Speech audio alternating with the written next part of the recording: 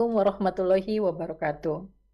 Alhamdulillahirabbil alamin wassalatu wassalamu ala asrofil anbiya'i wal mursalin wa ala alihi washabbihi ajmain amma ba'du. Segala puji bagi Allah Subhanahu wa taala, pencipta dan penguasa langit dan bumi. Tidak ada yang berhak disembah kecuali Allah yang menentukan takdir terhadap yang diciptakannya, pemberi sebaik-baik nikmat iman dan Islam, dan kepadanya lah kita akan kembali. Dan semoga salawat dan salam senantiasa tetap tercurah kepada sebaik-baik makhluk paling mulia, Rasulullah Muhammad Sallallahu Alaihi Wasallam, dan tersambung pula keberkahan pada istri-istri, keluarga, para sahabat, serta orang-orang yang mencintainya sampai akhir zaman. Alhamdulillah, kembali kita diberi rizki oleh Allah Subhanahu wa Ta'ala untuk insya Allah menuntut ilmu bersama-sama kepada Gurunda Ustadz Dr. Syafiq Basalam Hafizahullah Ta'ala. Jazakallah khair wa barakallahu fiik Ustadz, sudah kembali meluangkan waktu Ustadz, Masya Allah, untuk berbagi ilmu lagi pada kami. Dan insya Allah Ustadz dan keluarga selalu dalam keadaan sehat Ustadz dan dalam lindungan Allah Subhanahu wa Ta'ala. Dan atas nama Sisesa, izinkan saya juga mengucapkan jazakumullah khair atas kehadiran Ummahat di kajian Zoom. Seperti biasa, mari kita bersihkan niat hati kita untuk mendapatkan ilmu semata-mata karena Allah Subhanahu wa Ta'ala. Dan silahkan untuk pertanyaan bisa langsung dikirimkan ke nomor yang akan dicantumkan di chat. Tafadhol Maskuro Ustadz untuk memulai kajiannya. Barakallahu fiik. Alhamdulillah Rabbil alamin. Wa bihi nasta'inu ala umuri dunya waddin. Segala puji bagi Allah, Tuhan semesta alam. Allah yang menciptakan segalanya. Allah yang mempersiapkan semuanya agar manusia dapat menjalani kehidupan dengan penuh kenyamanan, keamanan, kedamaian. Dan hanya kepada Allah kita meminta pertolongan dalam menghadapi urusan-urusan dunia kita dan urusan agama kita. Wassalatu wassalamu ala sayyidil mursalin wa imamil muttaqin qaidil ghurril muhajjalin sayyidina wa maulana Muhammadin wa ala alihi wa ashabihi ajma'in. Amma ba'd. Jamaah rahimakumullah, bicara melapangkan hati. Sebenarnya ada yang dilapangkan dan ada yang dibersihkan. Kalau melapangkan, maka yang dilapangkan adalah tempatnya hati. Di mana tempat hati itu? Di dalam dada. Maka lapangkan dadamu, bersihkan hatimu. Hati perlu dibersihkan, wadahnya perlu dilapangkan. Sehingga orang enak bernafas. Kita semua tahu bahwa hati adalah organ terpenting yang ada di tubuh manusia. Bahkan kita tahu hati ini, al-qalbu, adalah jantung. Yang mungkin diterjemahkan dalam bahasa Indonesia, al-qalbu itu dengan hati. Padahal sebenarnya yang namanya hati, orang selalu mengatakan hati, ya jantung itu. Kita punya hati, liver, tapi yang kita maksud adalah jantung. Ahibati fillah, karena jantung ini menjadi sentral untuk semuanya. Maka tatkala orang tidak menjaga hatinya, tatkala hatinya ya kotor, dadanya sempit. Makanya kalau kita lihat ya, orang yang sakit jantung itu susah bernafas. Semoga Allah jaga kita dari penyakit jantung ini ya. Tapi orang-orang yang atau dokter yang menjelaskan tentang serangan jantung itu seperti orang yang ditindih oleh beban yang begitu beratnya sehingga keringat dingin keluar dari tubuhnya sebesar jagung-jagung dan dia sulit untuk bernafas. Itu masalahnya di jantungnya. Tapi wadah jantung itu, dada itu terasa sempit.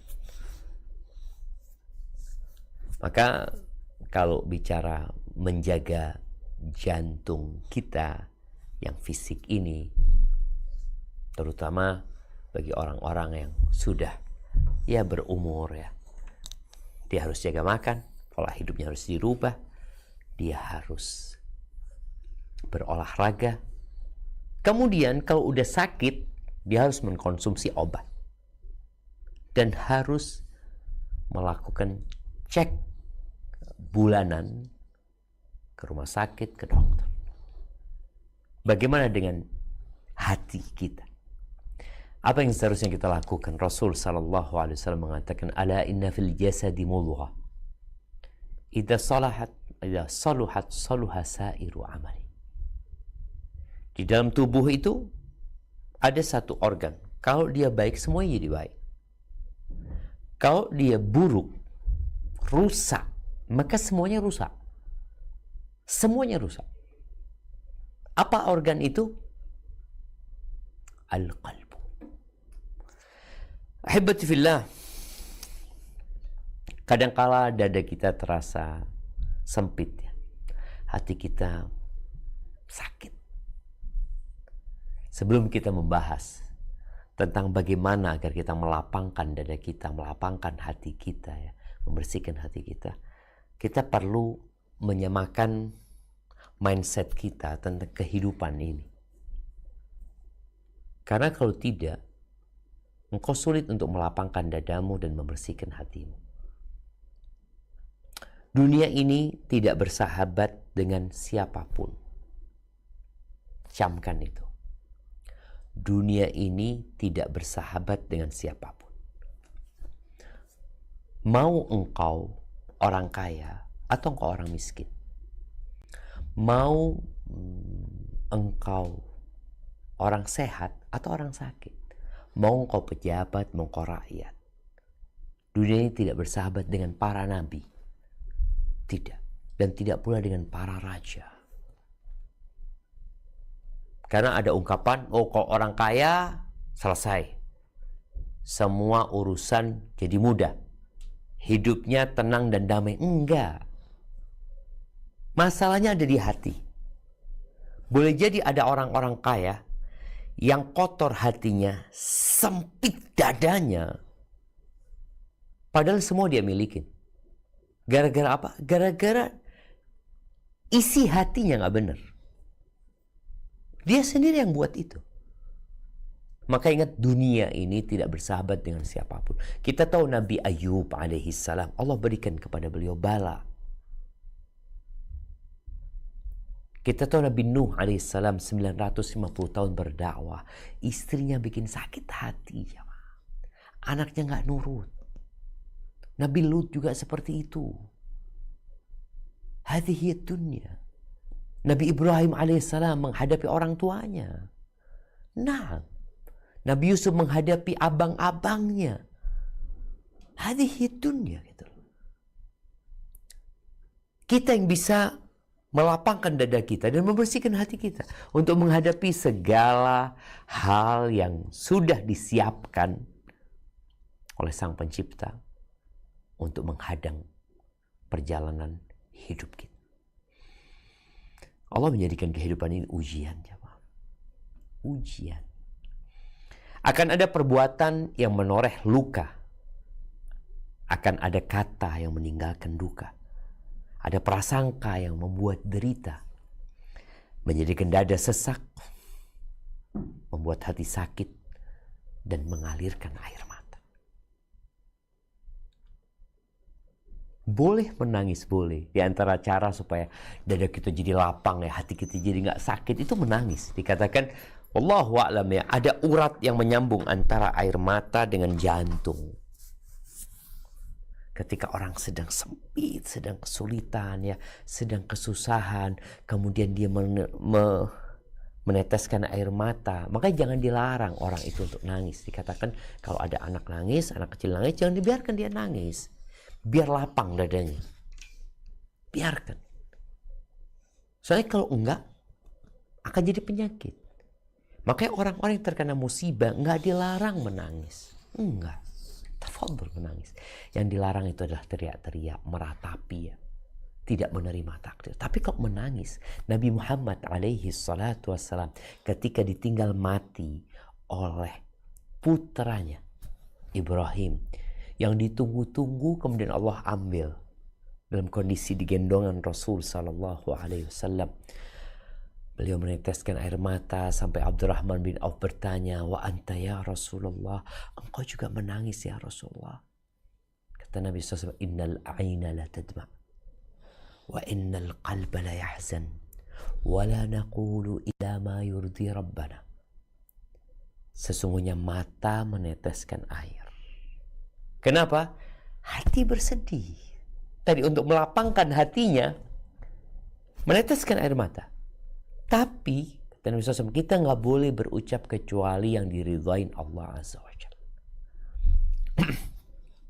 Ahibati fillah, di surat Al-Hijr ayat 97 sampai 99 Allah menceritakan bagaimana perjuangan Nabi alaihissalatu wasallam menyampaikan agama Allah ini yang membuat hati beliau menjadi sakit, dada beliau menjadi sesak ya, menyempit dada beliau alaihissalatu wasallam. Allah tahu itu. Dengan apa? Dengan ucapan-ucapan orang, perbuatan orang. Gimana ya? Ketika ada orang yang mengatakan engkau penyihir loh, engkau dukun loh, kemudian diviralkan di mana-mana, diviralkan. Semua orang, anak-anak, kemudian dewasa, tua, laki, wanita, mereka mengucapkan ucapan yang sama tentang kita. Padahal kita nggak kayak gitu. Dan itu dikatakan kepada Nabi kita Muhammad alaihissalam. Ditebarkan berita bahwa beliau adalah orang gila. Difitnah sebagai pembohong, dukun. Apa kata Allah Azza wa Jalla? Coba kita baca firman Allah ini.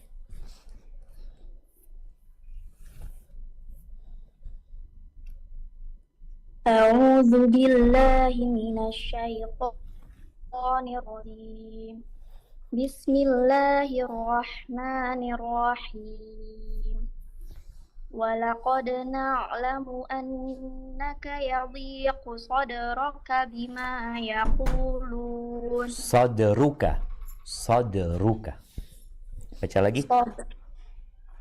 Walaqad na'lamu annaka yadhiqu sadruka bima yaqulun.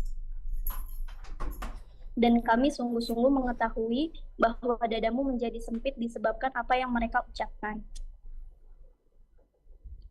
Fasabbih bihamdi rabbika wa kum minas sajidin. Maka bertasbihlah dengan memuji Tuhanmu dan jadilah kamu di antara orang-orang yang bersujud sholat.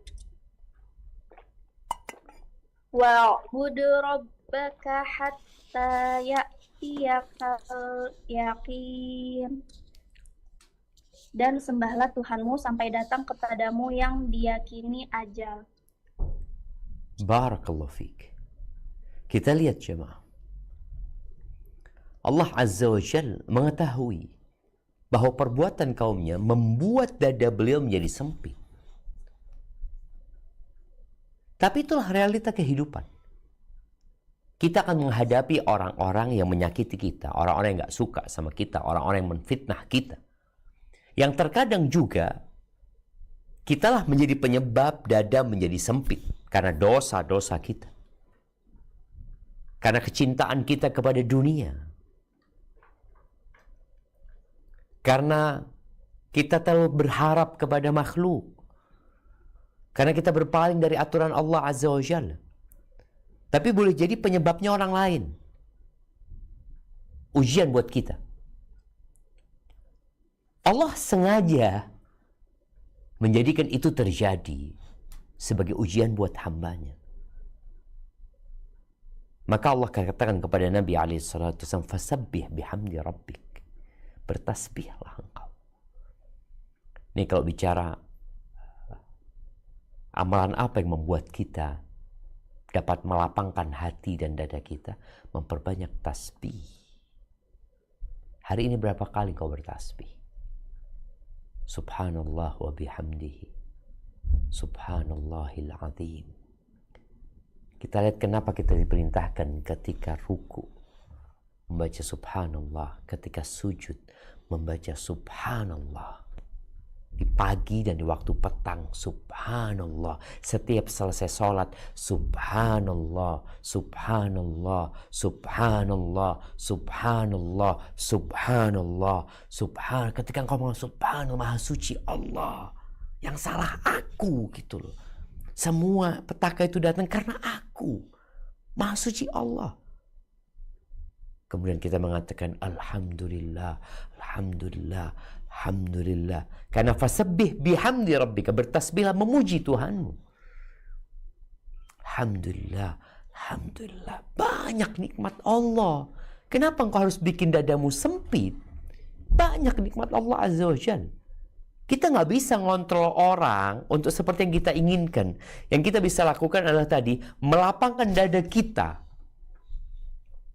Sulit bagi kita membuat orang lain untuk diam berbicara yang menyakiti.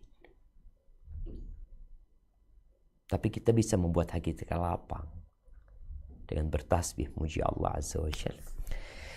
Wa kun minas sajidin, dan jadilah orang-orang yang terus sujud, gitu loh.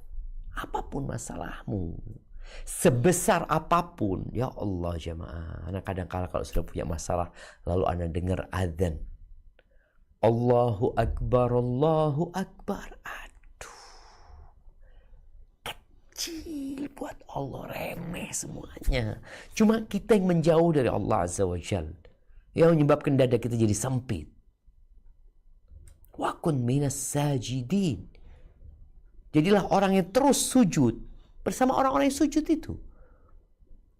Dan beribadahlah sampai kapan? Sampai mati. Jadi jangan berharap mereka berhenti menyakiti kita. Ya kita berharaplah, berdoa, Ustaz minta afiyah, betul. Tapi kita nggak bisa membuat mereka berhenti. Jadi semua itu sudah ujian dan ketentuan Allah buat hambanya. Kenapa Allah jadikan kita bisa mendengar, bisa melihat, hati bisa berpikir dan mencerna, memahami. Kenapa?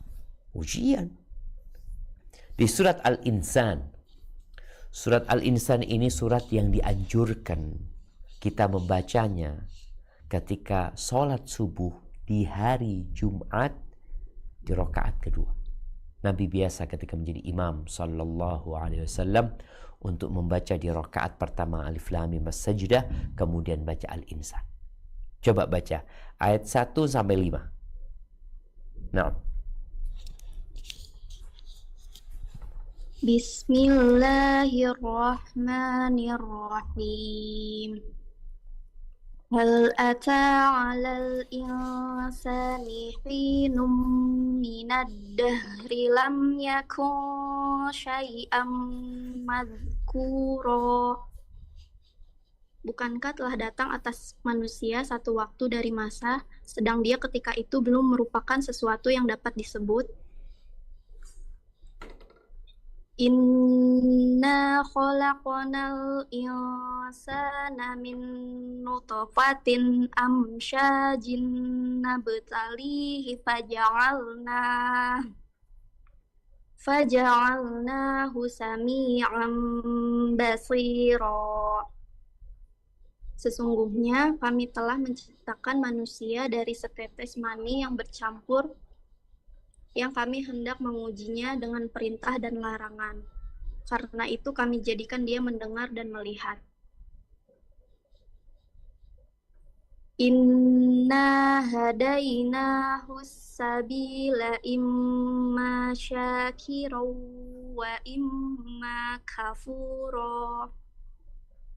Sesungguhnya kami telah menunjukinya jalan yang lurus. Ada yang bersyukur dan ada pula yang kafir.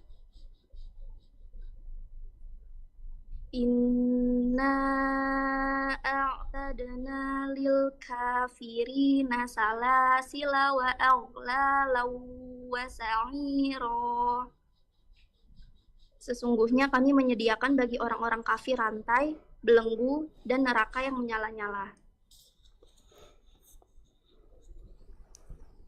Innal abrara yashrabuna min ka'sin kana mizajuha kafura. Sesungguhnya orang-orang yang berbuat kebajikan minum dari gelas berisi minuman yang campurannya adalah air kafur. Barakallahu fiik. Kita dulu nggak ada. Kemudian kita ada. Allah berikan semua fasilitas kepada kita. Allah jadikan dunia tempat ujian. Adapun balasan dari apa yang kita lakukan bukan di dunia, tapi nanti ketika dunia ini kita tinggalkan, tatkala semuanya akan rata dengan tanah, tatkala semua yang dibangun oleh manusia tidak lagi terlihat, tatkala kecongkakan dan keangkuhan manusia ditelan oleh bumi, Allah akan berikan balasan. Maka akan ada orang baik, akan ada orang kafir, akan ada orang yang bersyukur. Engkau termasuk yang mana? Allah udah pastikan bahwa hidup ini ujian. Orang-orang yang masuk surga nantinya, apa kata Allah tentang mereka? Bagaimana sebenarnya mereka menjalani kehidupan ini? Kok akhirnya mereka bisa sampai surga gitu loh. Gimana sih caranya? Allah sebutkan di ayat 12. Di ayat 12. Apa kata Allah di ayat 12? Dari surat Al-Insan yang tadi kita baca. Nah. Bismillahirrahmanirrahim. Wajazahum bima sabaru jannatan wa harira. Dan dia memberi balasan kepada mereka karena kesabaran mereka dengan surga dan pakaian sutra. Tuh lihat. Karena kesabaran mereka, Allah berikan balasan. Kita perlu sabar. Melaksanakan perintah Allah. Menjauhi larangannya. Dan bersabar terhadap cobaan-cobaan takdir yang tidak kita senangi. Ya kita perlu bersabar. Dalam berinteraksi dengan manusia, Allah Subhanahu wa Ta'ala berfirman di surat Al-Furqan ayat 20. Karena kita mendapatkan orang yang karakternya beda sama kita, ya, mungkin strata sosial juga beda. Gimana sih kita bergaul sama mereka? Bagaimana seorang menantu bisa berlapang dada menghadapi mertuanya yang mungkin ya tidak seperti yang dia harapkan. Sebaliknya, bagaimana seorang mertua menghadapi menantu yang kurang pandai bersyukur. Bagaimana seorang suami bisa berlapang dadanya mendapati istri yang mungkin ya seperti itu karakter dia. Bagaimana seorang istri berlapang dada menghadapi suami ya mungkin gak ideal, tapi itu suaminya, itu bapak anak-anaknya. Apa yang harus dia lakukan? Ya kudu sabar. Di situ engkau akan merasakan kedamaian. Ketika mindsetmu sudah berubah, bahwa aku hidup untuk diuji, bukan untuk bersenang-senang gitu. Orang-orang yang kita lihat, tatkala mereka bikin vlog, ya mereka mungkin bikin konten, lihat fotonya, aduh kayaknya bahagia banget. Realitanya mereka sedang diuji.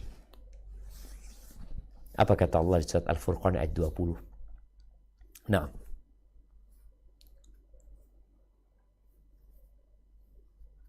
Bismillahirrahmanirrahim. Wa ma arsalna qablaka minal mursalina illa innahum la ya'kuluna ta'ama wa yamshuna fil aswaq wa ja'alna ba'dakum li ba'din fitnatan atasbiru.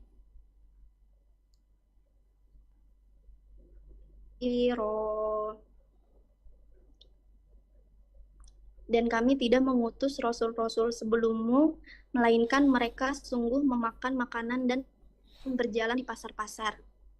Dan kami jadikan sebagian kamu cobaan bagi sebagian yang lain. Maukah kamu bersabar? Dan Admu Maha melihat. Nah, mau bersabar enggak menghadapi semuanya? Kalau engkau marah-marah, kalau engkau tidak menahan dirimu, maka yang ada hatimu akan sakit dan dadamu akan sesak. Para nabi bekerja. Nabi Musa alaihissalam bagaimana menghadapi Fir'aun. Fir'aun itu membunuh jamaah. Bayi-bayi baru lahir dibunuh.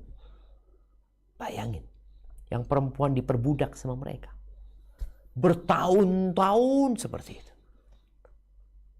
Kemudian Allah berikan kemenangan kepada Bani Israel. Karena apa? Sabar. Wa tammat kalimatu rabbikal husna ala Bani Israel bima sabaru. Karena kesabaran mereka. Dan Nabi SAW mengatakan, وَمَنْ يَتَصَبَّرْ يُصَبِّرْهُ اللَّهِ. Barang siapa yang berusaha untuk menyabarkan dirinya, Allah akan jadikan dia penyabar. Allah akan jadikan dia penyabar. Ada kan orang yang, ana ini memang seperti ini orangnya Ustaz. Ana ini mudah emosi, ana ini mudah marah, anak-anak. Loh. Engkau tahu dirimu bermasalah. Maka obatin. Salah satu caranya berusaha untuk menyabarkan diri. Penghuni surga itu Allah katakan wal kadhiminal ghaidh. Mereka adalah orang-orang yang menahan emosinya. Bukan mereka nggak marah, mereka marah. Namanya orang disakiti. Cuma mereka tahan emosinya. Sehingga tidak dilampiaskan dengan mengucapkan ucapan yang kotor. Dengan melakukan perbuatan nista, enggak ditahan gitu loh. Wa ma u'tiya ahadun ata'an khairan wa awsa' minas sabar. Kata Nabi SAW, tidak ada orang yang dikasih karunia sama Allah yang lebih baik dan lebih lapang daripada kesabaran. Nggak ada. Ahibati fillah. Apa yang membuat dada kita menjadi lapang? Tadi ada beberapa ayat yang kita baca, yang di situ ada pesan bagaimana kita melapangkan dada kita. Salah satunya bertasbih, memuji Allah, memperbanyak zikir gitu ya. Kemudian sujud, sholat, dan terus beribadah kepada Allah, nggak berhenti gitu. Ada sebuah ungkapan dari Thabit ibn Qurrah ya. Dia mengatakan rahatul jismi fi qillatit ta'am. Rahatnya tubuh, enaknya badan itu dengan sedikit makan. Orang kan berpikir dengan makan banyak, tambah enak. Enggak. Kok kepingin sehat, kepingin nyaman, enteng badannya, makannya dikit. Tapi tetap 4 sehat 5 sempurna. Tapi jangan berlebih-lebihan tuh. Warahatur ruh fi qillatil atham. Dan rahatnya, keenakannya ruh kita, hati kita itu dengan sedikit dosa. Ditinggalkan dosa gitu. Yang ketiga, warahatul lisan. Dan rahatnya lisan kita ada di qillatil kalam. Ngomong yang sedikit. Jangan banyak ngomong. Ahibati fillah. Ada beberapa amalan yang perlu dilakukan ya agar dada kita menjadi lapang, hati kita menjadi bersih, hidup kita menjadi nyaman ya. Agar kita bisa tadi mencapai tingkat yang bersabar menghadapi segalanya ya. Enak apapun yang kita hadapin, nyaman kita menghadapinya. Maka yang pertama, bertobatlah kepada Allah Azza wa Jalla. Jangan sok suci. Jangan hanya berpikir orang lain yang banyak dosanya. Iya, mungkin orang itu nyakitin engkau. Kok bisa orang itu nyakitin engkau? Boleh jadi kau punya dosa sama Allah Azza wa Jalla. Dan kita tahu dosa, kemaksiatan di hati itu seperti racun di tubuh kita. Kalau racun itu tidak membunuh, maka dia akan membuat tubuh itu jadi lemah. Ketika tubuh itu jadi lemah, dia akhirnya nggak bisa menghadapi penyakit-penyakit yang ada. Kita tahu ada penyakit yang namanya autoimun, yang akhirnya dia mudah terserang penyakit. Hati yang banyak dosa akan mudah terserang penyakit. Sedikit-sedikit sakit hati. Apa sih? Sedikit-sedikit mungkin ada orang yang mau bunuh diri, mau ini, itu loh. Ada apa gitu loh. Kenapa kok jadi lemah seperti ini? Boleh jadi karena dosa-dosa. Boleh jadi dosa-dosa. Ada cinta dalam diri kita. Cinta kepada selain Allah. Mungkin. Dan kita tahu penyakit yang paling dahsyat untuk hati adalah kesyirikan. Jadi kita perlu menutup pintu dosa. Tapi yang jelas kita adalah pelaku dosa. Kalau engkau ingin hatimu lapang, maka hendaklah engkau bertobat kepada Allah Azza wa Jalla. Dia bicara tobat, syaratnya kita tahu semua. Menyesali, meninggalkan, bertekad untuk tidak mengulangi. Kalau ada urusan dengan hamba-hamba Allah yang lainnya, maka selesaikan urusan itu. Selesaikan. Orang yang punya utang, dia dadanya jadi sempit. Apalagi kalau dia gak niat bayar. Ada orang-orang yang berhutang gak niat bayar. Kemudian ditagih, lari sana, lari sini, ya, menghilang, kabur. Dada dia akan sempit dan kehinaan akan meliputi diri dia. Tapi ketika dia melunasi utangnya, mengembalikan hak orang lain, langsung plong. Pernah kata, ya Allah, plong, anak udah selesai urusan, anak punya utang sama fulan gitu ya, anak pernah ngambil dulu hartanya fulan, nguasain hartanya fulan, ketika dikembalikan semua plong. Betul. Tapi yang kedua, memperbanyak istighfar. Setelah kita bertobat, udah istighfar, jangan berhenti. Nabi SAW mengatakan kepada para sahabatnya, Ayuhan nas, tubu ilallah wastaghfiru. Wahai umat manusia, bertobatlah kalian dan beristighfar. Istighfar itu ucapan astaghfirullahaladzim, astaghfirullah wa atubu ilaih, atau sayyidul istighfar, atau apa saja yang mengandung di mana hamba memohon ampun kepada Allah Azza wa Jalla. Fa inni atubu ilallah wa astaghfiru fil yawm akthar min 70 marrah. Aku, kata Nabi alaihi salatu wassalam, dalam sehari beristighfar dan bertobat itu lebih 70 kali. Nabi alaihi salatu wassalam. Kadangkala hati itu memang ada awannya, ada yang menutupin, ada yang membuat dia sempit. Udah perbanyak istighfar. Kau bertobat dari dosa-dosa yang kau kerjakan, lalu perbanyak istighfar. Dan dalam sebuah hadis disebutkan, man lazimal istighfar, barang siapa yang terus-terusan istighfar, ja'alallahu lahu min kulli hammin faraja. Allah akan jadikan dari setiap ham, kecemasan dia, solusi. Allah akan jadikan dia ada jalan keluarnya. Wa min kulli dhiqin makhraja, dari segala hal yang sempit, jalan keluar. Wa razaqahu min haitsu la yahtasib, dan akan dikasih rezeki dari arah yang tidak disangka-sangka. Kemudian yang ketiga adalah mentauhidkan Allah Azza wa Jalla. Membersihkan hati dari segala ketergantungan kepada selain Allah. Memperbaharui la ilaha illallah yang kita baca terus ya. Syarat-syarat dan rukunnya dipenuhi. Orang-orang yang melakukan kesyirikan adalah orang-orang yang sempit dadanya. Walaupun dia tampaknya lapang dadanya, karena senyuman di bibirnya menyebabkan orang lain tertipu. Enggak. Allah tidak menjadikan mereka orang-orang yang bahagia.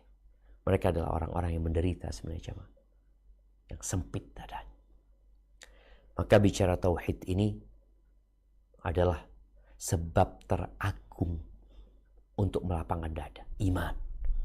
Ya namanya orang beriman dengan takdir Allah, dia beriman. Kita tahu rukun iman, an tu'mina billahi wa malaikatihi wa kutubihi wa rusulihi wal yaumil akhir wa tu'mina bil qadari khairihi wa syarri. Ketika seorang mukmin ini mentauhidkan Allah dan menyempurnakan rukun imannya, akan lapang dadanya. Ada banyak mungkin aturan-aturan Allah yang buat dia nggak nyaman, tapi dia beriman sama Allah. Aku yakin pasti ada hikmahnya. Ada petaka-petaka, musibah-musibah yang kau tidak menginginkan itu terjadi, tapi setiap pagi dan petang kau mengatakan raditu billahi rabba wa bil islami dina wa bi Muhammadin sallallahu alaihi wasallam nabiyya. Selesai. Aku ridha sama Allah sebagai Tuhanku. La ilaha illallah wahdahu la syarikalah lahul mulku wa lahul hamd wa huwa ala kulli syai'in qadir. Makanya orang ketika terkena kesulitan, kesukaran dalam hidupnya yang menyebabkan dadanya sempit, lalu dia mengatakan Allah Rabbi la usyriku bihi syai'a. Allah Rabbi la usyriku bihi syai'a. Allah adalah Tuhanku, aku tidak menyekutukan Allah dengan sesuatu apapun. Makanya Nabi Yunus alaihissalam, kalau kita bicara taubat, istighfar, tauhid ya, Nabi Yunus alaihissalam ketika beliau di perut ikan paus, apa yang beliau katakan? Di tempat yang sempit, beliau nggak ngelihat cahaya, nggak ngelihat apa, di dalam perut ikan, dibawa ke dasar lautan, di malam hari yang gelap gulita, beliau mengatakan la ilaha illa anta. Ini tauhid. Tiada yang berhak disembah kecuali Engkau ya Allah. Subhanak. Menyucikan Allah. Allah nggak salah. Nggak ada yang keliru dalam takdir Allah, nggak ada. Inni kuntu minadh dhalimin. Aku yang termasuk orang-orang zalim. Allah keluarkan dari perut ikan. Allah lapangkan dadanya. Yang keempat, ya, kembali kepada Allah Azza wa Jalla. Ya, dalam semua kesibukan kita mencari dunia, dalam interaksi kita dengan manusia, maka kembalilah kepada Allah Azza wa Jalla dengan terus beribadah. Tadi kita bicara sholat, ya, sujud, itu kembali sama Allah. Makanya Nabi SAW, idza hazabahu amrun fazi'ah ila sholat. Kalau beliau dirudung sebuah permasalahan, beliau larikan ke sholat. Itu makna kembali kepada Allah Azza wa Jalla. Kenapa Allah jadikan kita dalam sehari semalam 5 kali kita harus balik? Habis sholat subuh, oke, engkau kerja, ini aktivitas rumah ya, macam-macam sampai zuhur. Ini yang wajib ya. Belum orang yang kembali kepada Allah dengan sholat-sholat sunnah umpamanya. Ini yang wajib aja, 5 kali minimal. Namun di sini memang para wanita nggak bisa kadang-kala untuk sholat. Kenapa? Ya gimana Ustaz? Datang bulan, nifas. Maka tetap dia bisa kembali kepada Allah ya dengan yang lain. Dengan terus mendekatkan diri kepada Allah dengan ketaatan-ketaatan yang lain. Zuhur, habis gitu asar. Bentar lagi nih asar nih. Kita kajian bentar lagi asar. Hayya 'alas shalah, panggil lagi sholat. Nanti maghrib panggil lagi. Hayya 'alas shalah. Selesai maghrib, isya panggil lagi. Malam istirahat tidur baru bangun. Hayya 'alas shalah. Terus ya. Karena tadi bagaimana kita melapangkan dada kita. Mau tidak mau, kita harus kembali kepada Allah Azza wa Jalla. Yang kelima adalah cinta. Menumbuhkan cinta kepada Allah Azza wa Jalla.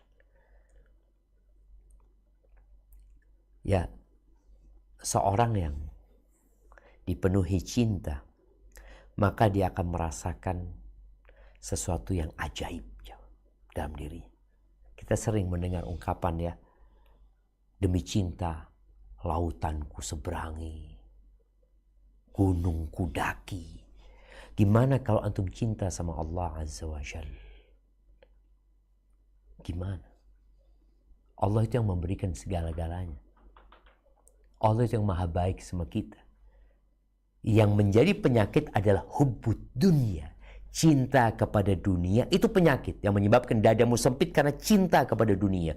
Kau membandingkan hidupmu dengan orang yang lebih kaya, engkau melihat orang-orang yang lebih nyaman dari engkau, kemudian engkau berburuk sangka sama Allah. Padahal di antara tanda cinta Allah kepada hambanya, idza ahabballahu abdan ibtala. Kalau Allah cinta sama hambanya, dikasih bala sama Allah. Tapi kecintaan seorang kepada dunia membuat dia lupa kepada Allah Azza wa Jalla. Halal haram dia nggak ngurus, yang penting bagaimana dia mendapatkan harta yang dia pikir di sana ada kelapangan dada. Enggak. Maka lihat, cintamu ada di mana? Cinta kepada Allah, cinta kepada orang-orang yang dicintai Allah, cinta kepada amalan-amalan yang dicintai Allah, cinta sama orang-orang miskin. Kenapa? Oh, Allah cinta sama mereka gitu loh. Kita disuruh cinta sama orang-orang soleh. Kalau ternyata cintamu itu kepada artis-artis yang fasik, para pelaku dosa, bahkan dijadikan mereka ya sebagai teladannya, di kamarnya di print, ditaruh, di handphonenya ditaruh di sana, dia pandang orang-orang tersebut, nggak akan lapang dadamu dengan mereka. Ya, engkau mungkin merasakan sedikit kenyamanan. Bentar. Habis itu hilang.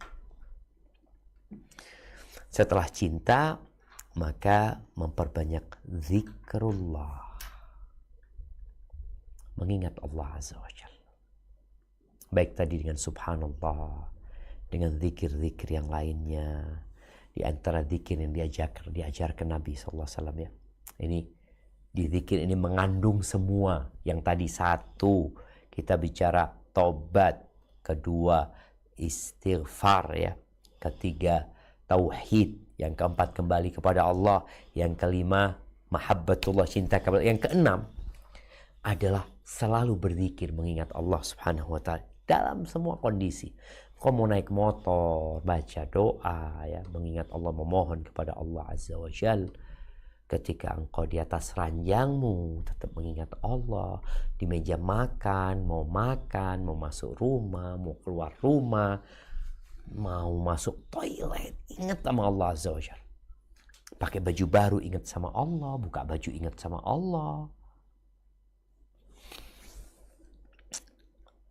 Orang yang lalai, tidak mengingat Allah, atau sedikit dia mengingat Allah Azza wa Jalla, maka sesuai dengan sepadan, sesuai dengan zikrullah yang dia lakukan, maka seperti itu kelapangan dada yang akan dia dapatkan.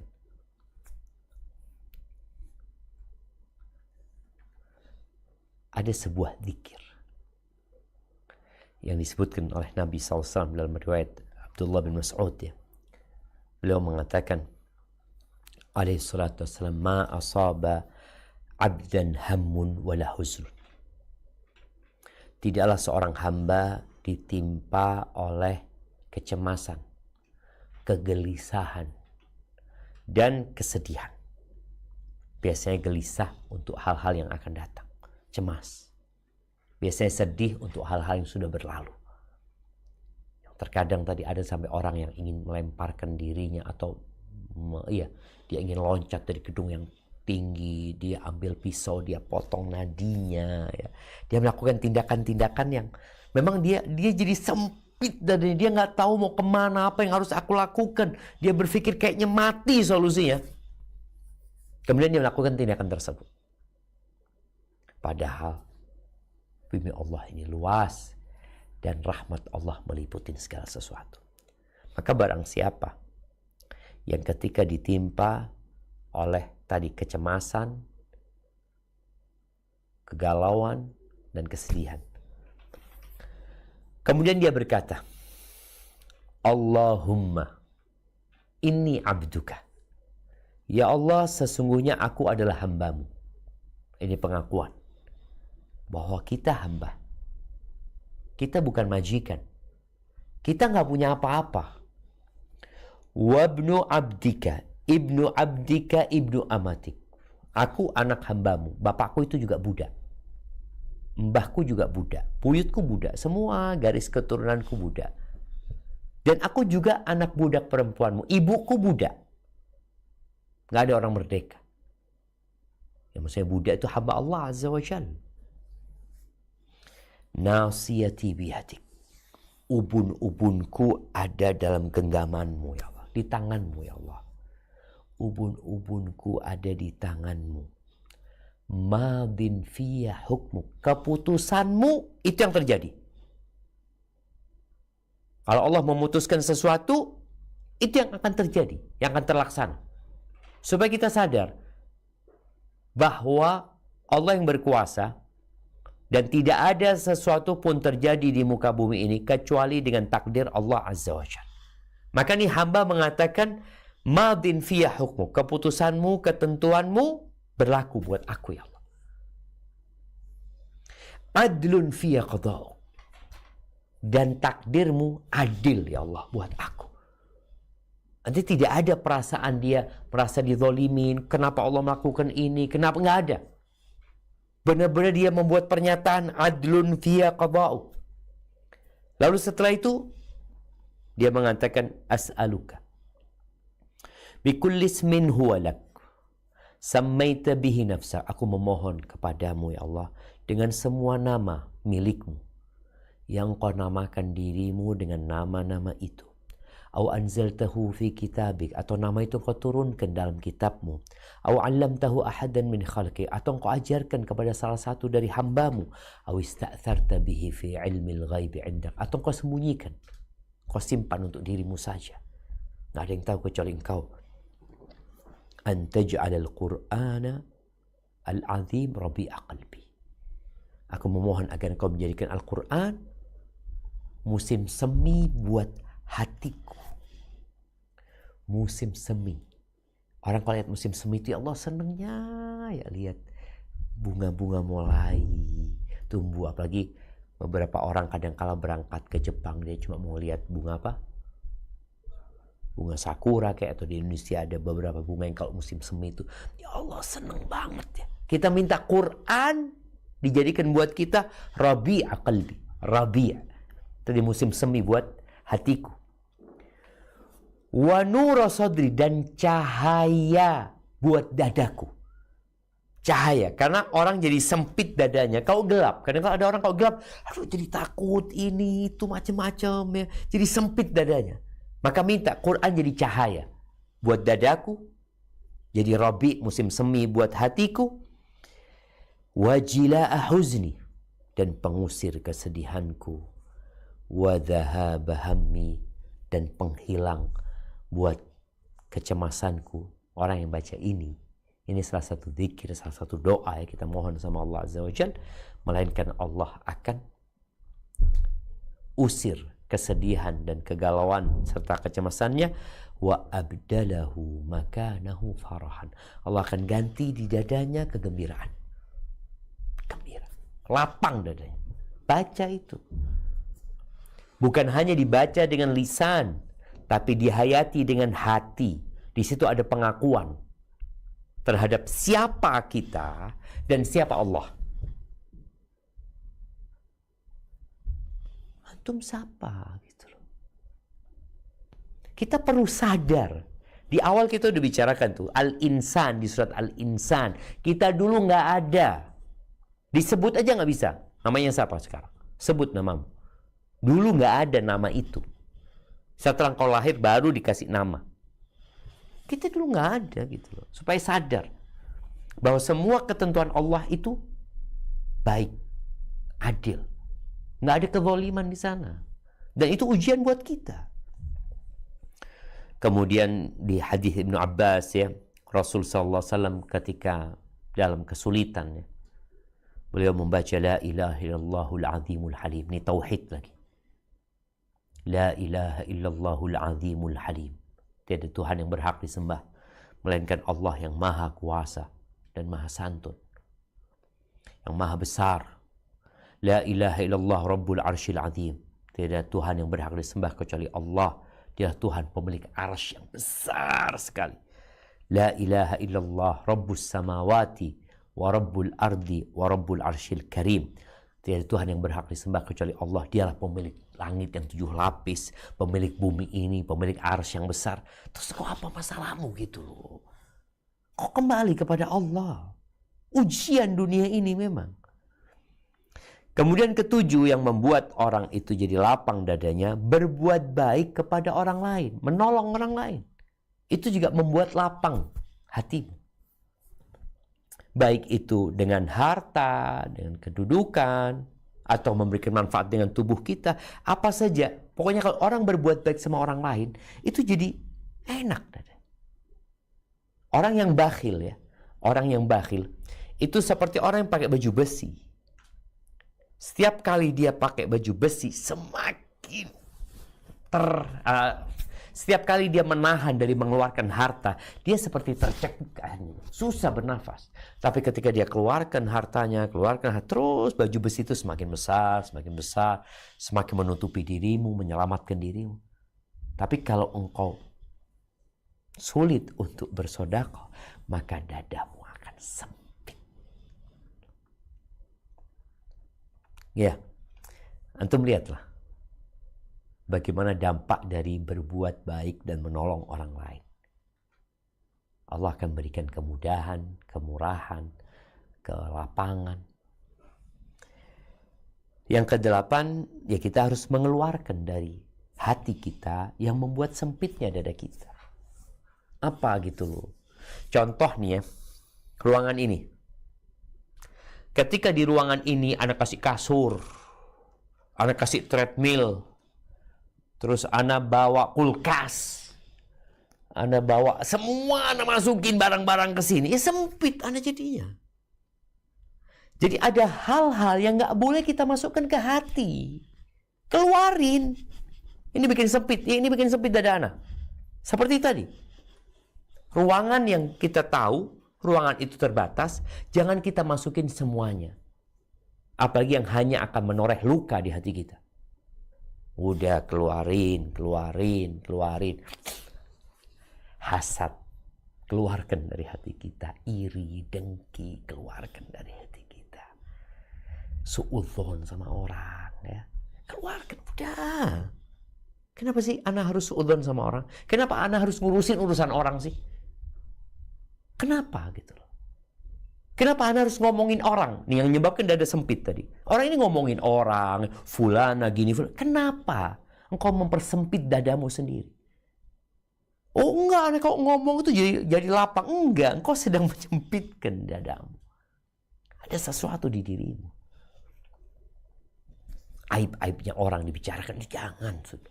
Udah. Tadi, kalau engkau ingin lapang, keluarkan hal-hal yang tidak berguna untuk dirimu dari dadamu. Keluarkan. Yang bukan urusanmu, jangan engkau urusin.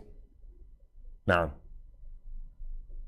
kenapa fulan Allah kasih kaya? Ya Allah kasih kaya sama fulan. Kasih harta. Ya Allah lah. Itu urusan Allah yang bagi-bagi harta. Kenapa aku harus memikirkan itu?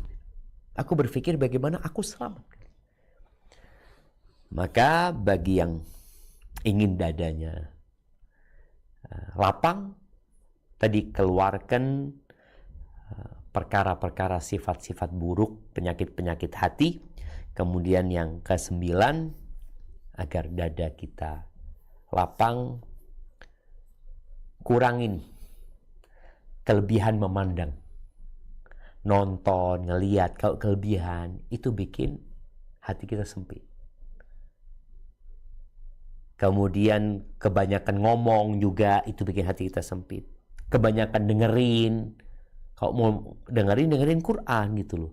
Jangan, kan sekarang orang itu dengan adanya kafe-kafe, mereka berangkat ke sana, duduk, ngobrol, makan, ngeliat. Jadi kebanyakan itu semua membuat dada kita jadi sempit. Kebanyakan tidur juga. Jadi dunia ini ya. Ada seorang ustadz hafizahullah mengatakan, nikmatnya dunia ini pahit, pahitnya dunia itu nikmat. Jadi ketika engkau bicara, wah enak, ngobrol, makan, ngopi, nonton, ini itu, itu nanti jadi pahit buat engkau. Maka hendaklah engkau berusaha untuk meninggalkan hal itu. Kemudian yang harus dilakukan seorang hamba, tadi kita juga sudah menyampaikan sholat ya, kembali kepada Allah dengan sholat, lalu berlepas diri dari kemampuan kita. Katakan la haula wa la quwata illa billah. Ketika engkau ditimpa masalah, jangan kemudian engkau merasa, oh saya bisa, saya mampu, oh saya punya fulan, saya punya, enggak. Katakan la haula wa la quwata illa billah. Kemudian tadi kita bicara Quran, bacalah Quran. InsyaAllah dadamu akan lapang, hatimu akan bersih. Jangan biarkan hatimu menjadi tempat coret-coret orang lain.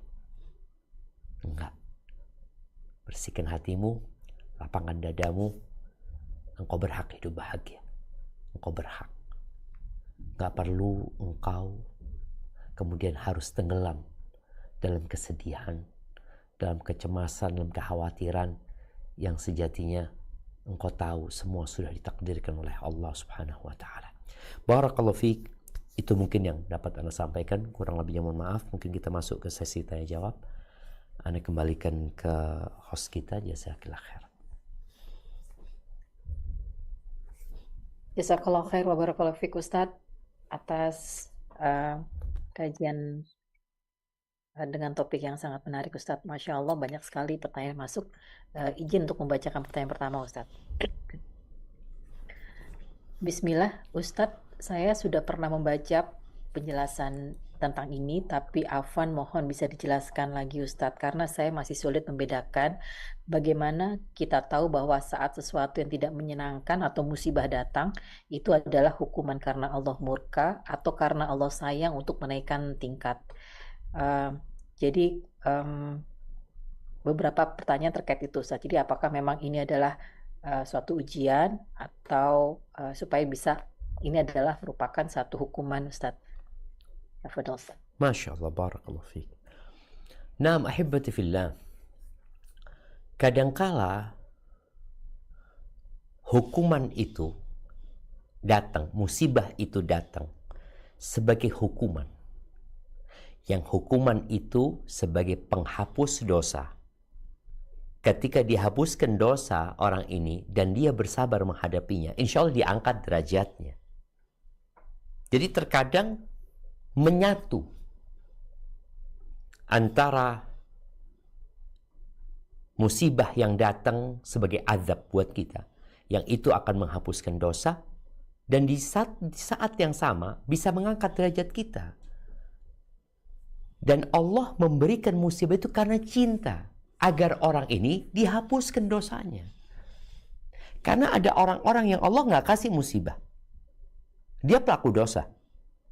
Sampai kata Nabi SAW, "Idza ra'aitallaha yu'til 'abda 'ala ma'asihi ma yuhib."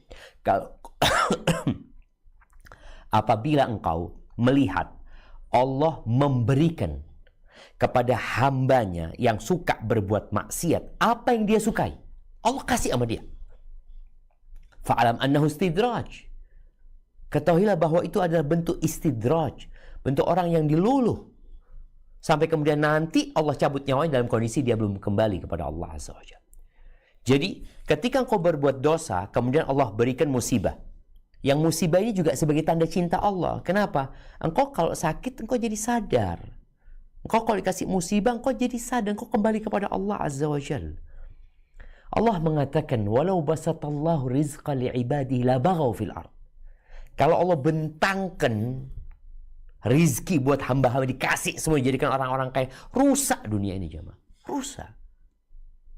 Maka tadi, kalau kita bicara bagaimana ana tahu Zat, bahwa saya ini karena dosa-dosa ana, atau ini sebagai tanda cinta Allah untuk mengangkat derajat ana. Bagaimana tahunya?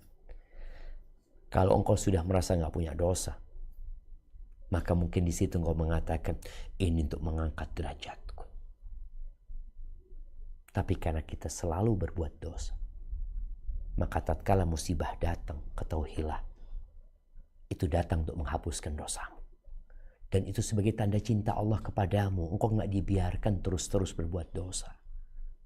Kalau engkau nggak dikasih musibah, boleh jadi engkau akan terus berbuat dosa, merasa nyaman, dan tahu-tahu dosamu sudah membuat hatimu tertutup dan sudah bertumpuk-tumpuk dan mati dalam kondisi su'ul khatimah.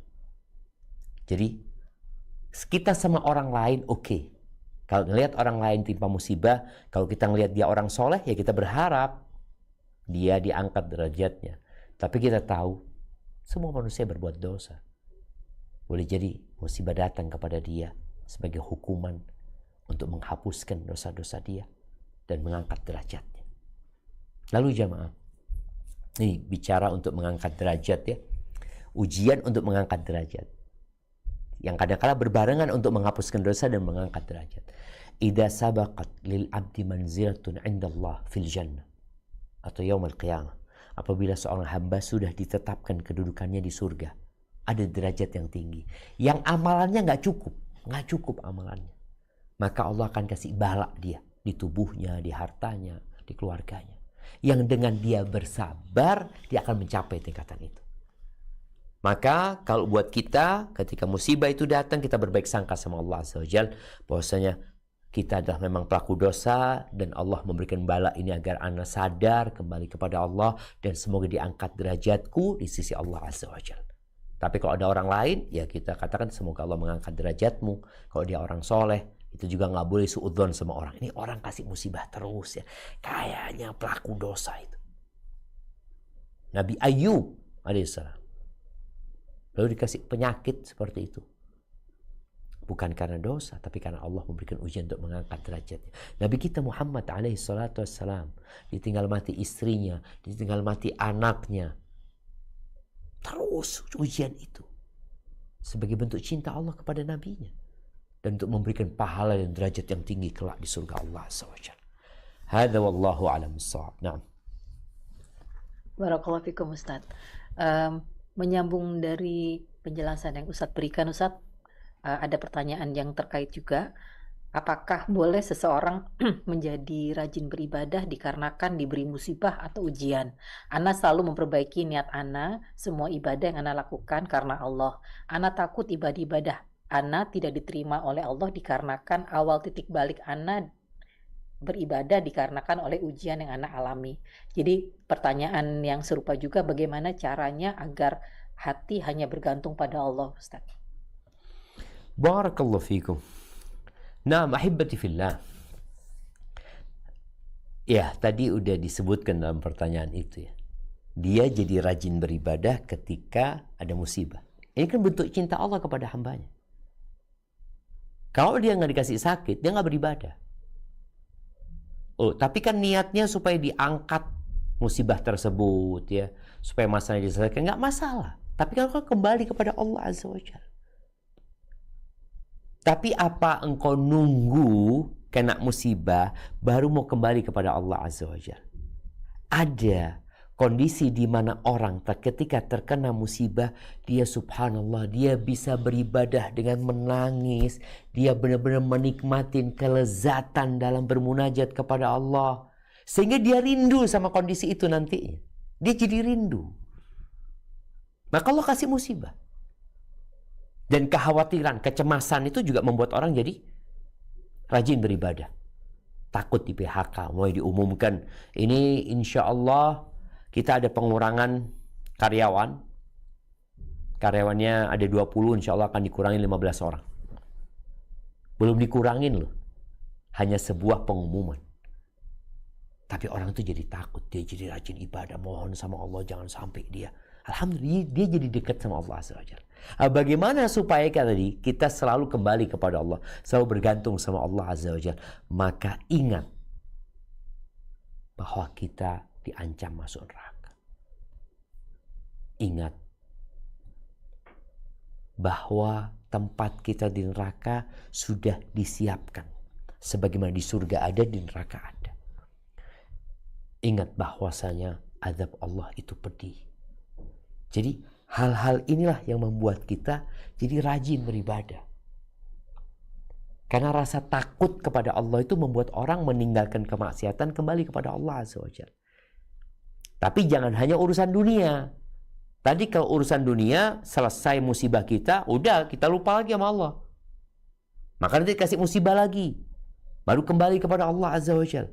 Maka tadi hikmah di balik musibah itu banyak sekali.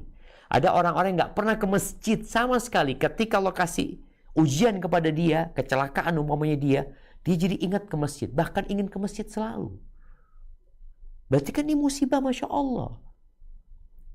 Jadi supaya kita bergantung sama Allah dan kembali kepada Allah, kita tahu bahwa seluruh manusia ini gak akan mampu menolong kita. Gak bakalan.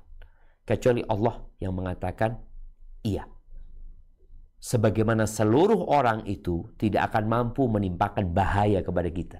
Maka tadi ketika orang itu yakin sama Allah, dadanya akan lapang dia. Udahlah, orang mau berbuat apapun sama aku. Kalau Allah mengatakan enggak. Tapi kita disuruh berusaha kembali kepada Allah. Ada orang hasad, ada orang iri. Kenapa kita tiap pagi dan petang, bahkan setiap selesai sholat, kita mengatakan, Qul a'udhu birabbil falaq, min syarri ma khalaq, wa min syarri ghasiqin idha waqab, wa min syarri naffathati fil uqad, wa min syarri hasidin idha hasad. Kita berlindung dari semua kejahatan. Dari kejahatan penyihir-penyihir, dukun-dukun yang menyihir kita, dari orang-orang yang hasad, gak suka sama kita. Udah, cuma Allah yang bisa menyelamatkan. Maka tatkala kita tahu dengan kebesaran Allah, kemampuan Allah, kekuasaan Allah, dan kita tahu dengan kelemahan makhluk-makhluk ini, ya kita gak akan bergantung sama mereka. Loh, kenapa Anda bergantung sama mereka? Mereka gak bisa apa-apa loh. Oh, ini bos loh. Ini bos. Allah bikin mati dia. Allah kasih stroke dia sore, nggak bisa ngomong sama kita. Maka dengan mengenal Allah dan mengenal hambanya dan mengenal diri kita, kita akan tahu kemana kita berserah diri dan kepada siapa kita bersandar dan bergantung. Hadza wallahu a'lam bissawab. Nah. Jazakallah khair Ustaz. Pertanyaan berikutnya Ustaz. Assalamualaikum warahmatullahi wabarakatuh. Waalaikumsalam warahmatullahi wabarakatuh. Ustaz selalu dalam lindungan Allah Subhanahu wa taala. Allahumma. Ustaz, saya merasa terlalu sering di tempat cobaan-cobaan bertubi-tubi sampai saya merasa kebal dan tidak bisa menangis lagi. Rasanya nam atau mati rasa dan bilang ke Allah, terserah Allah, kalaupun saya harus mati saat ini silakan. Apakah ini berarti lapang dada? Kok rasanya tetap tidak nyaman Ustadz? Ibadah saya juga tetap saya lakukan tapi tetap biasa saja. Ini juga yang serupa Ustadz, jadi berlapang dada apakah sama dengan tidak peduli atau cuek Ustadz? Masya Allah, barakallahu fikum. Iya, berkaitan dengan seorang yang dikasih musibah dengan silih berganti, kemudian udah kebal dia dengan musibah tersebut ya. Boleh jadi dia nggak bersyukur sama Allah. Jadi orang ini merasa aku dapat musibah terus. Sehingga dia ibadah pun biasa aja, terserah Allah. Seakan-akan Allah nggak berbuat baik sama dia. Maka tolong kau bercermin. Ada banyak nikmat yang Allah berikan kepadamu. Dan boleh jadi musibah terus diberikan kepadamu karena engkau gak sadar-sadar gitu loh. Bahwa ada banyak nikmat. Wa in ta'uddu ni'matallahi la tuhsuha. Kalau engkau hendak menghitung nikmat Allah, gak akan bisa engkau. Innal insana la zalumun kafar. Sesungguhnya manusia adalah makhluk yang sangat zalim dan sangat kafir. Gak pandai bersyukur dia. Tadi dikasih musibah, merasa Allah kasih musibah terus aku. Orang lain enggak. Engkau gak dikasih nikmat sama Allah. Anda gak tahu. Apakah engkau gak bisa membuka jari-jarimu. Engkau bisa nulis tadi. Engkau bisa mendengar. Engkau lupa dengan nikmat pendengaran yang Allah berikan. Engkau lupa dengan nikmat melihat yang Allah berikan. Aku sakit, oke. Sakit apa engkau? Ada orang-orang yang lebih parah sakitnya daripada dirimu. Ada banyak. Maka tadi ungkapan musibah silih berganti seakan-akan terserah Allah. Loh, Allah nggak ngasih nikmat. Nggak ada nikmat yang Allah berikan kepadamu sehingga kau berpikir semua hidupmu adalah musibah. Maka tolong sadari, nikmat harta itu lebih rendah daripada nikmat sehat. Nikmat sehat itu lebih tinggi daripada harta ya. Kemudian nikmat aman itu lebih tinggi daripada nikmat sehat. Dan nikmat iman. Kau masih beriman dikasih sama Allah. Nggak dicabut tuh iman.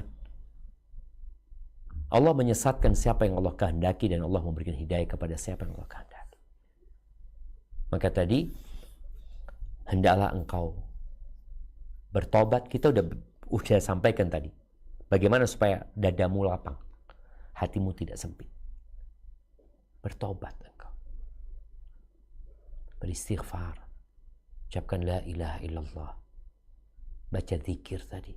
Kembali kepada Allah. Salat. Ingat Allah maha baik. Jemaah. Berbuat baiklah kepada orang. Boleh jadi engkau gak banyak kebaikanmu sama orang. Kau tidak memberikan manfaat kepada orang lain. Kau hanya memikirkan dirimu sendiri. Dan berpikir gak ada nikmat yang Allah berikan kepadamu.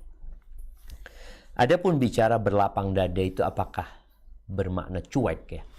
Ya, dalam bergaul sama manusia, di antara makna berlapang dada itu, ya boleh jadi cuek, masa bodoh. Artinya suami istri nih, nggak semuanya dia masukkan ke hati gitu. Karena tadi kita bicarakan, ada hal-hal yang kita masukkan ke hati, kita jadi sakit hati. Jadi sempit, udah nggak usah. Sampai dikatakan, 90% dari akhlak mulia itu taghaful, cuek. Artinya, acuh tak acuh ya. Masa bodoh, ada hal-hal yang tidak perlu dimasukkan ke hati.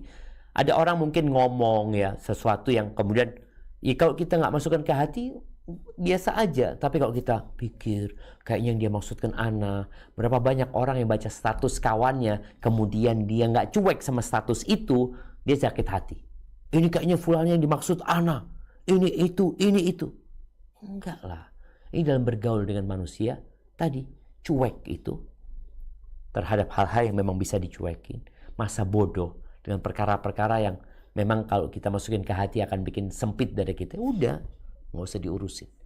Makanya para istri tadi, ada hal-hal yang perlu dia cuekin dari suaminya. Para suami juga sama. Ada perkara-perkara yang masa bodoh lah. Nggak semuanya harus diurusin gitu loh. Nggak semua omongan harus disidang. Enggak. Ada perkara-perkara, mungkin dia salah ngomong. Mungkin dia niatnya ini. Mungkin dia ini. Itu udah. Seperti itu. Hadza wallahu a'lam bishawab. Nah. Barakallahu fikum Ustaz. Berikutnya tafadholi kita akan mendengarkan pertanyaan langsung dari Ummahat.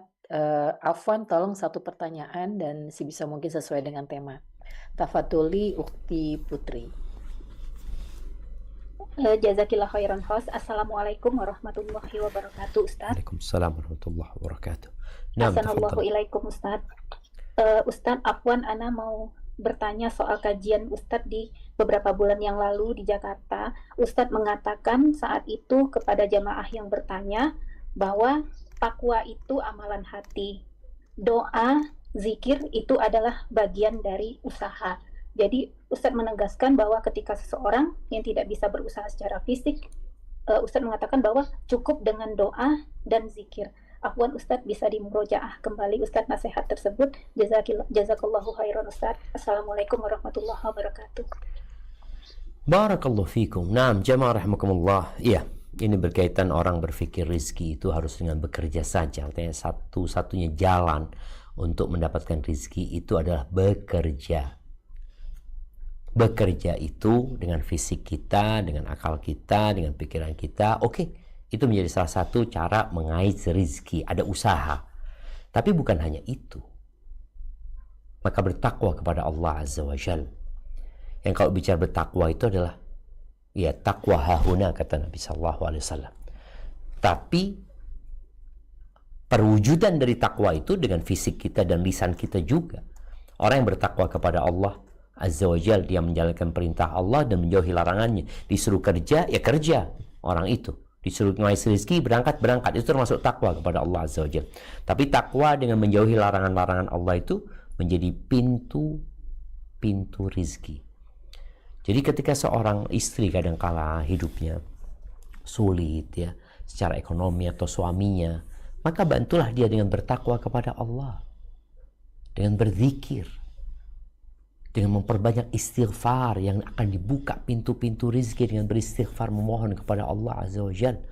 Dan kalau bicara tawakal ya, Anda nggak tahu tadi takwa yang maksud atau tawakal. Memang bicara takwa, Allah mengatakan waman yattaqillaha yaj'al lahu makhrajan.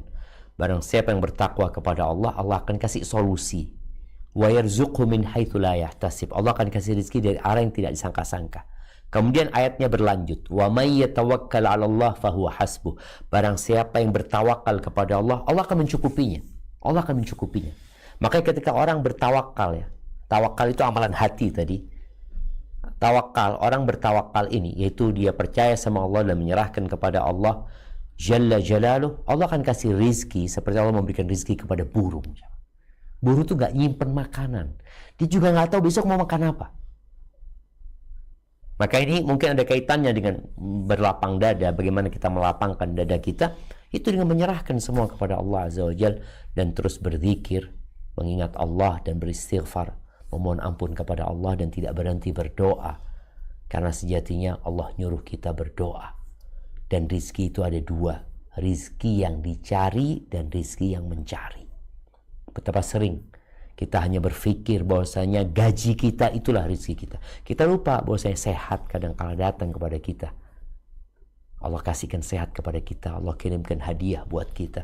Ada banyak pintu-pintu rizki yang mencari kita dan bukan kita yang mencarinya. Hadza wallahu a'lam bissawab. Nah. Jazakallah khair Ustaz. Berikutnya Afwan untuk satu pertanyaan juga, semoga bisa sesuai dengan tema. Ukhti Suci, tafadholi, satu pertanyaan. Jazakillah khairan, admin Sisesa. Assalamualaikum warahmatullahi wabarakatuh, Ustadz. Waalaikumsalam warahmatullahi wabarakatuh. Nah. Jadi begini Ustadz, jadi ketika kami menikah, saya sudah bekerja, suami saya juga bekerja, kemudian kami berhijrah, suami saya keluar dari perusahaan yang memang mengandung riswah, kemudian selama tidak bekerja itu, selama 3 tahun, itu yang mencukupi kebutuhan hidup itu saya sendiri Ustadz.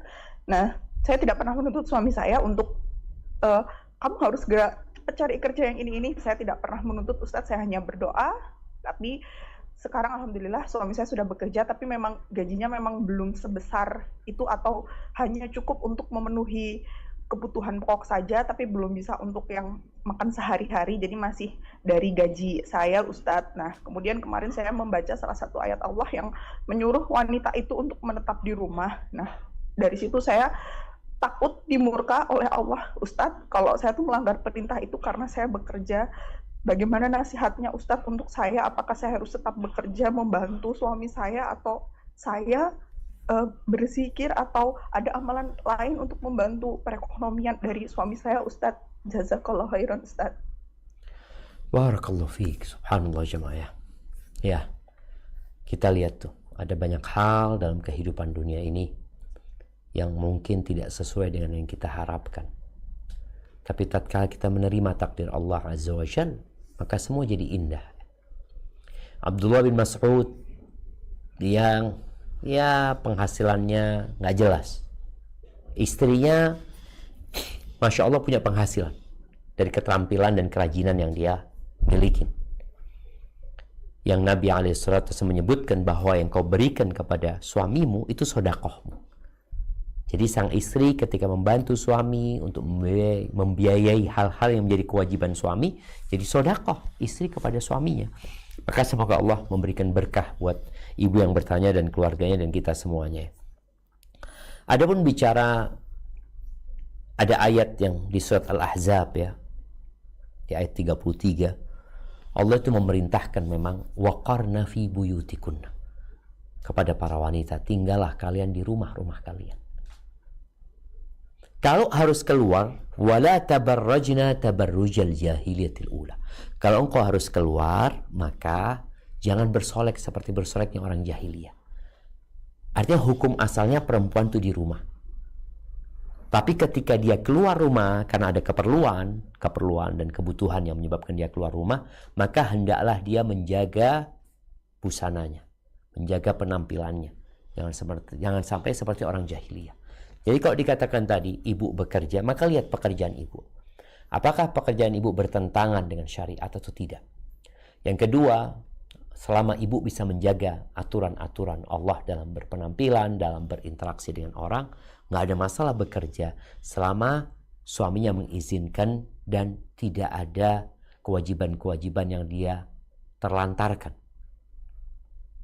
Nggak ada masalah insya Allah. Kalau mungkin tadi bagaimana membantu suami, kan Anda nggak harus bekerja. Dia kadangkala ada orang yang memang tetap dia harus bekerja. Mungkin itu pintunya seperti itu.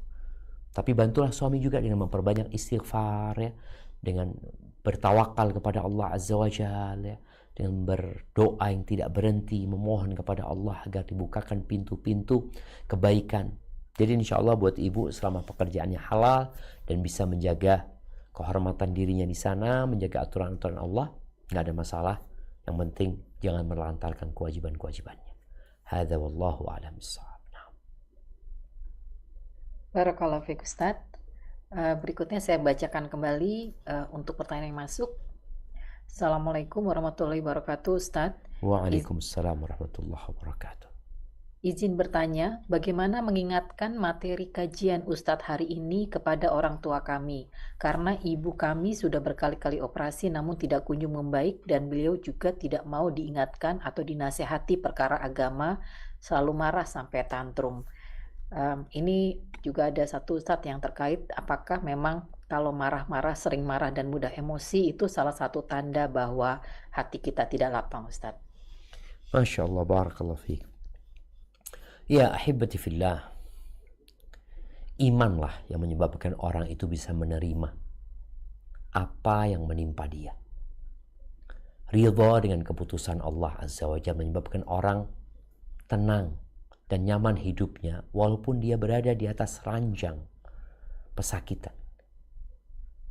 Maka apa yang harus dilakukan anak menghadapi orang tua yang kadangkala sulit untuk dikasih nasihat, ya? Ingatkan dia dengan nikmat-nikmat yang Allah berikan. Duduk sama orang tua, cerita sama orang tua. Kalau sama ibu, ingat ibu dulu. Allah, ibu itu cantik, ibu itu gini, ibu itu gini, ibu itu gini. Bikin dia mengingat nikmat Allah Azza wa Jalla. Bertahun-tahun ya orang itu dikasih nikmat. Kadangkala dengan musibah yang menimpa, akhirnya dia lupa dengan nikmat yang Allah berikan. Maka bagaimana anak sekarang memberi nasihatnya itu dengan menggiring ibunya agar ingat dengan nikmat yang Allah berikan. Ketika ngelihat tangan, ya Allah tangannya ibu bagus banget bu ya. Anak tadi ngelihat ada orang gak ada tangannya ibu. Lihat kakinya ibu, lihat wajahnya ibu. Contoh umpamanya ibu, anak tadi ngelihat ada orang buta ibu, tabrakan ini matanya diambil. Ya itu, makanya kejadian itu banyak, apalagi orang di rumah sakit.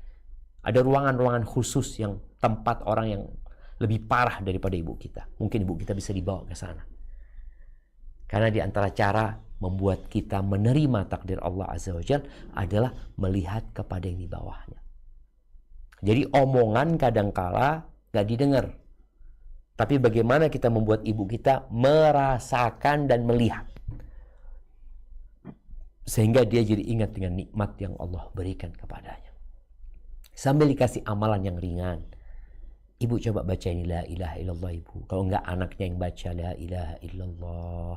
Baca subhanallah walhamdulillah wa la ilaha illallah. Allahu akbar. Wa la hawla wa la quwwata illa billah. Udah bacain itu biar ibu dengar. Maka semoga dengan seperti itu ya ibu bisa menerima ya dengan kondisi yang ada dan harapannya tatkala ajal datang menjemputnya Allah matikan husnul khatimah. Tadi pertanyaan yang satunya apa? Apakah dengan marah-marah atau sering mudah emosi itu salah satu tanda bahwa hati kita tidak lapang, Ustaz? Sahih. Kalau bicara marah-marah itu tanda orang hati yang lapang. Nah, Nabi alaihissalatu wasallam mengatakan la taghdab, engkau jangan marah gitu loh. Jangan marah, tahan ketika engkau emosi. Laisa syadidu bisur'ah. Dikatakan orang yang gagah, jawara, pendekar itu bukan yang menang gulat ya, bukan. Walakinna syadid man yamliku nafsahu indal ghadab. Tapi orang yang disebut pendekar ya, itu adalah orang yang ketika dia marah dia bisa menguasai dirinya. Kalau ini dia dikuasain oleh amarahnya, maka dia yang disuruh dan didikte oleh amarahnya. Berapa banyak orang yang marah kemudian mengatakan kata-kata yang kotor, ini menunjukkan hatinya bermasalah.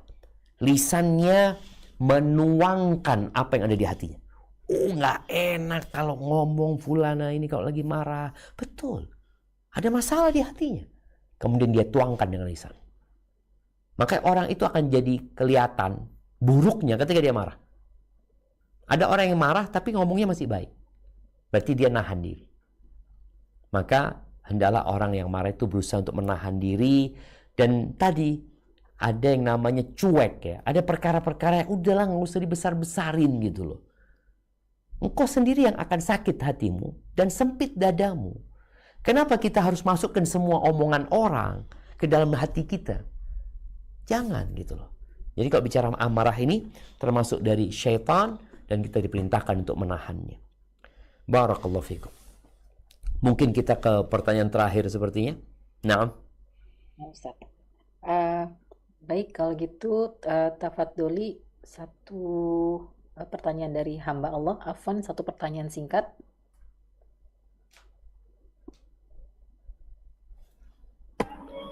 Assalamualaikum warahmatullahi wabarakatuh. Waalaikumsalam warahmatullahi wabarakatuh.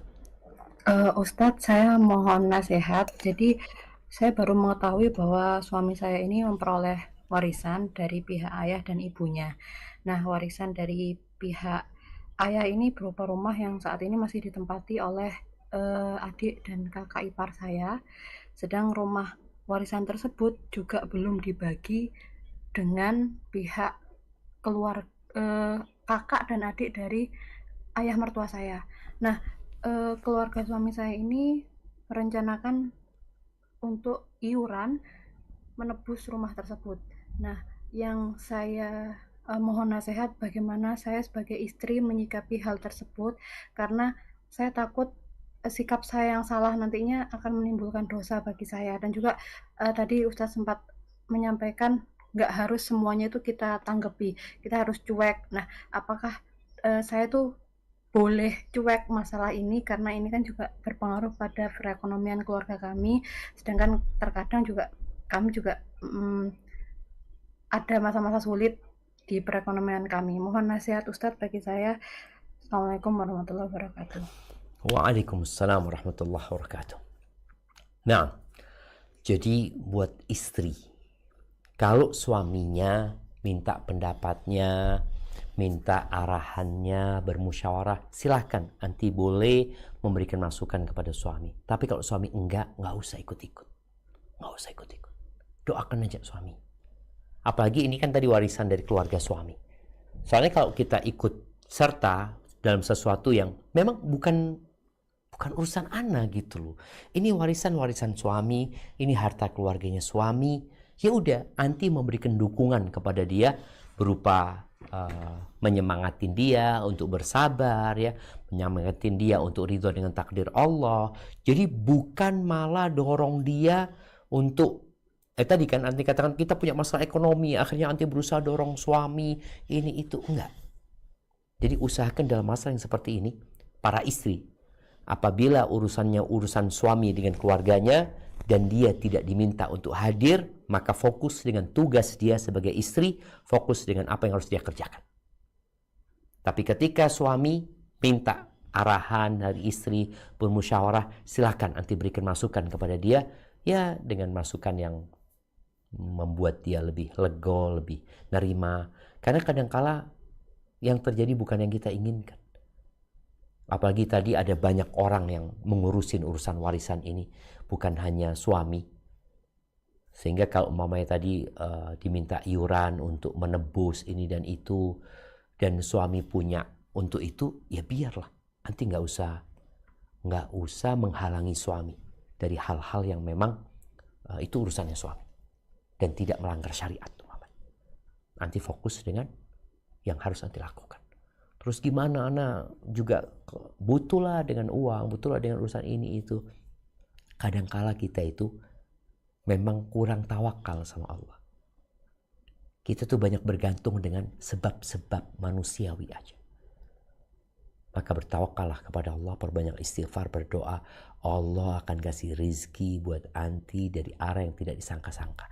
Boleh jadi di pintu sana ditutup, ada 7 pintu yang akan dibuka di tempat lainnya. Maka jangan bergantung kepada sebab.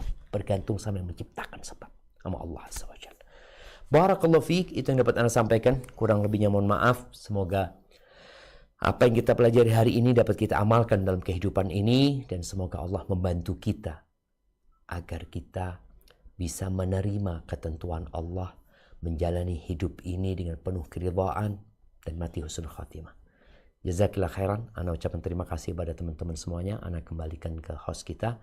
Ana mohon undur diri. Wassalamualaikum warahmatullahi wabarakatuh. Waalaikumsalam warahmatullahi wabarakatuh. Alhamdulillah binikmatihi tatimus solihat. Jazakallahu khairan barakallahu fiik Ustadz untuk waktu dan ilmu yang telah diberikan pada kami. Insya Allah kami bisa mengamalkan ilmu dari kajian hari ini dan istiqomah. Amin rabbal alamin. Dan akhwati Zoom, demikian kajian sisa kali ini. Afwan, tidak semua pertanyaan bisa dibacakan. Masya Allah banyak sekali yang masuk. Jazakallahu khair atas partisipasinya. Jangan lupa untuk bergabung dengan grup kajian sisa di Telegram. Dan sampai bertemu di kajian tematik dan rutin sisa berikutnya. Mari kita tutup dengan doa penutup majelis. Subhanakallahumma wa bihamdika asyhadu an la ilaha illa anta astaghfiruka wa atubu ilaik. Wassalamualaikum warahmatullahi wabarakatuh.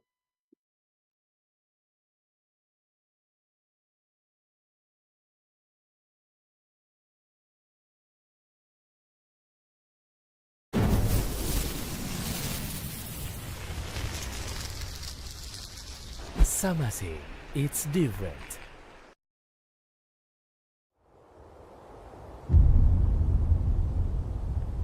Klik tombol berikut untuk mendapatkan update ilmu yang insya Allah bermanfaat.